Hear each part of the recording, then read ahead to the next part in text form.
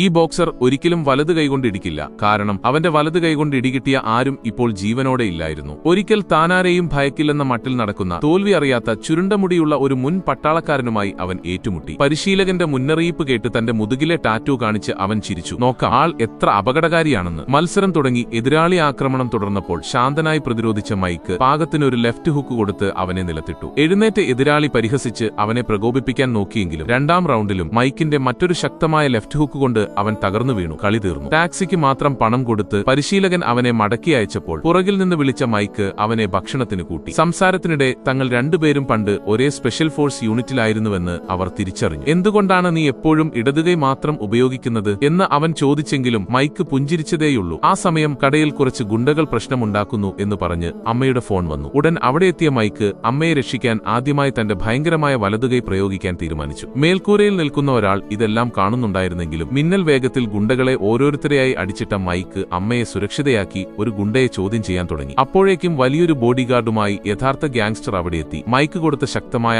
ആദ്യത്തെ right hand punch ആ bodyguard സുഖമായി തടുത്തു. ഞെട്ടിപ്പോയ മൈക്ക് പിന്നെയും ഒരുപാട് പഞ്ചുകൾ നൽകിയെങ്കിലും ആ വൻമരം കുറച്ചൊന്ന് പിന്നോട്ട് മാറുക മാത്രം ചെയ്തു. ഒടുവിൽ ദേഷ്യം വന്ന ബോഡിഗാർഡ് മൈക്കിന്റെ രണ്ട് കൈകളും പിടിച്ച് തലകൊണ്ട് ശക്തമായി ഇടിച്ചതോടെ അവൻ നിലത്ത് വീണു.